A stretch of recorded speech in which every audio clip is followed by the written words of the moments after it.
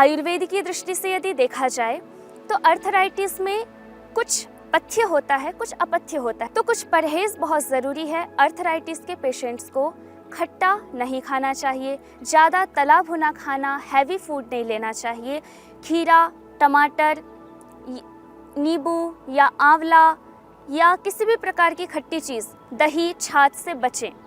उसके अलावा हमें ऐसे फूड जो वात को बढ़ाते हैं, क्योंकि अर्थराइटिस वात से उत्पन्न बीमारी है, तो वात को बढ़ाने वाले जो आहार हैं जैसे फूल गोभी, आलू, मटर, बैगन, उड़द की दाल, इस टाइप के आहार से हम बचें।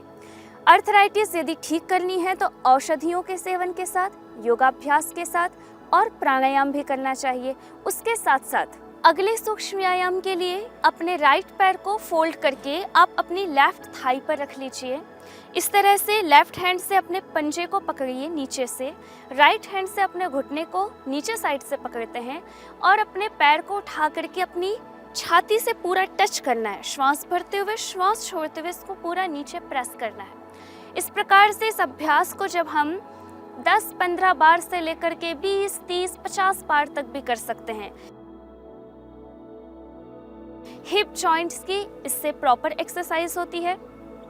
श्वासों की सामान्य गति के साथ लंबे गहरे श्वास भरते रहें, सहज साधना और एकाग्रता के साथ इन आसनों का अभ्यास हमको करना है। इसी के दूसरे अभ्यास में अपने पंजे को पकड़ करके इसी तरह से घुटने को पकड़ करके पैर को उठाना है और इसको कहते हैं शिशुपाल आसन। जैसे माता अपने छोटे बच्चे को झूला झुलाती है गोद में बिठा करके, उस तरह से अपने पैर को ये ऐसे हिलाना है राइट एंड लेफ्ट साइड। इससे हमारे हिप जॉइंट्स की प्रॉपर एक्सरसाइज होगी। इसी के थर्ड स्टेप में पैर को वापस फिर से अपने थाई पर रख लीजिए, पंजे को पकड़ करके रोटेशन करना है। इस तरह से हमें राइट साइड हाथ से पकड़ के पंजे को घुमाना है, फिर left side clockwise and anti clockwise हमें रोटेशन अपने पंजों का करना है। इससे हमारे एक एक जॉइंट्स की प्रॉपर एक्सरसाइज होगी।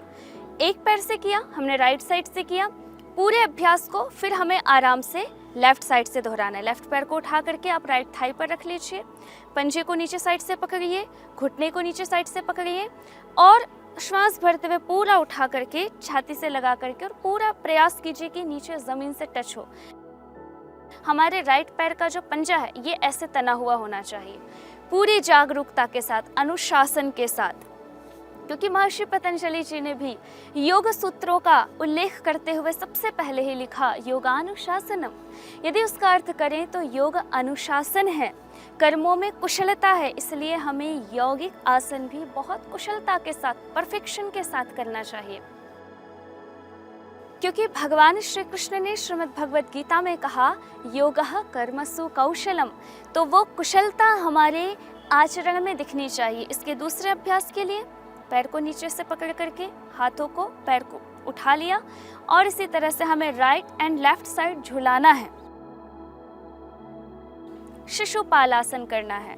तो हिप जॉइंट्स जो साइड अर्थराइटिस के कारण है, जो हिप जॉइंट्स में पेन होता है, बैक में पेन होता है, घुटने में पेन होता है, अंगुलियों में पेन होता है, सूज जाती हैं, जकड़न सी रहती हैं, ये सारी समस्याओं में हमें बहुत आराम मिलेगा। पैर को रख करके इसी तरह से जैसे राइट साइड से किया था वैसे लेफ्ट साइड से भी पंजे को पकड़ लें और इस तरह से रोटेट करना है, क्लॉकवाइज एंड एंटी क्लॉकवाइज। इस प्रकार यदि हम योगाभ्यास का सेशन सूक्ष्म व्यायाम का पूरा कर लेते हैं तो अर्थराइटिस में हमें बहुत लाभ मिलता है। तो योग आसनों के अलावा बहुत ज़्यादा रोल है अर्थराइटिस में। ऑक्सीजन की सप्लाई जब प्रॉपर नहीं हो पाती, इसलिए प्राणायाम भी हमें करना चाहिए। तो योगाभ्यास के साथ साथ हमें प्राणायाम पर भी विशेष ध्यान देने की ज़रूरत है।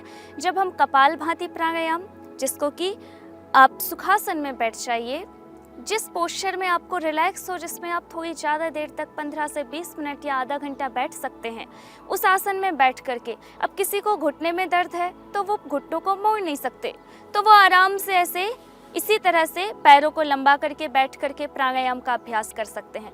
लेकिन उत्तम होता है यदि हमने किसी आसन का चयन किया हुआ है। अपने दोनों हाथों को फर्स्ट फिंगर और अंगूठे दोनों के अग्रभाग को मिला करके ऐसे ज्ञान मुद्रा में रख लें और पेट की मसल्स को कॉन्ट्रैक्ट करके अंदर दबा करके हमें श्वास को बाहर छोड़ना है। फोर्सफुली एक्सलेशन पर हमको कंसंट्रेट करना है कपालभाति प्राणायाम के लिए, इस तरह से।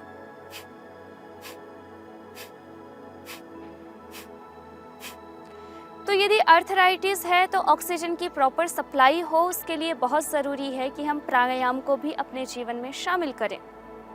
भस्त्रिका प्राणायाम, कपालभाति प्राणायाम और अनुलोम विलोम प्राणायाम। तो जो कपालभाति प्राणायाम हमने अभी किया, ये कम से कम 10 से 15 मिनट अवश्य करें। उसके अलावा अनुलोम विलोम प्राणायाम, अपने राइट हैंड को ऊपर उठा करके राइट साइड अपने नाक को बंद किया एंड लेफ्ट साइड से हमने इनहेल किया, श्वास को अंदर भरा। अब लेफ्ट साइड से बंद करके राइट साइड से हमने श्वास को बाहर छोड़ा। अगेन जिस साइड से हमने श्वास को बाहर छोड़ा है वहीं से हम इनहेल करेंगे, श्वास अंदर भरेंगे और फिर राइट साइड को बंद करके लेफ्ट साइड से श्वास को बाहर छोड़ देंगे और जिस तरफ से छोड़ा फिर वहीं से हम श्वास को भरेंगे एंड ऑपोजिट साइड से छोड़ देंगे। तो इस तरह से अर्थराइटिस में प्राणायाम का भी अभ्यास हमें अवश्य करना चाहिए।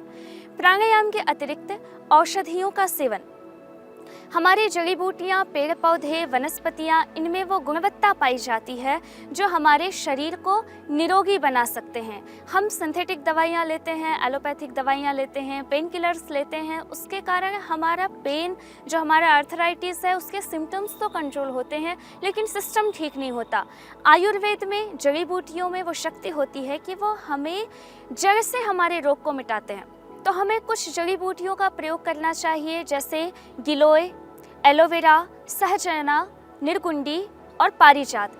इन पांचों का पत्तियों को लेकर के या पारिजात के फूलों को लेकर के जब हम काढ़ा बनाते हैं, उस काढ़े का सेवन या केवल पारिजात का काढ़ा बना करके भी पीने से अर्थराइटिस में विशेष लाभ होता है। अर्थराइटिस वाले पेशेंट्स को अपनी डाइट में मेथी का यूज़ करना चाहिए। शाम को यदि हम रात में मेथी को भिगो कर रख लें, सुबह यदि उस मेथी को खाएं तो वो हमारे दर्द को बहुत रिलीफ देती है। हल्दी, सौंठ, मेथी और उसमें अश्वगंधा मिला करके जब हम लेते हैं तो हमारा अर्थराइटिस बहुत ठीक हो जाता है, नॉर्मल स्थिति आ जाती है। और योगाभ्यास, प्राणायाम, आयुर्वेद, खान पान पर नियंत्रण, ये सारी चीज़ें मिलकर के जो हमारा CRP, ESR या RA फैक्टर जब पॉजिटिव हो जाता है तो ये सारी प्रॉब्लम्स जो होती हैं वो औषधि के सेवन से, योगाभ्यास से, प्राणायाम के अभ्यास से, अच्छे दिनचर्या से ठीक हो जाती हैं। तो यदि आप अर्थराइटिस से परेशान हैं या आपके आसपास, आपके परिवार में, समाज में, कोई फ्रेंड सर्कल में अर्थराइटिस से परेशान हैं तो उसको योग से, आयुर्वेद से, प्राणायाम से और हेल्दी लाइफस्टाइल से जोड़ करके उसके रोग के निवारण के टिप्स उन्हें दें, अपने जीवन में योग को शामिल करें। तो आज के लिए इतना ही। इंडिया टीवी पर फिर से आपसे मिलेंगे, तब तक के लिए इजाज़त दें। धन्यवाद, नमस्कार।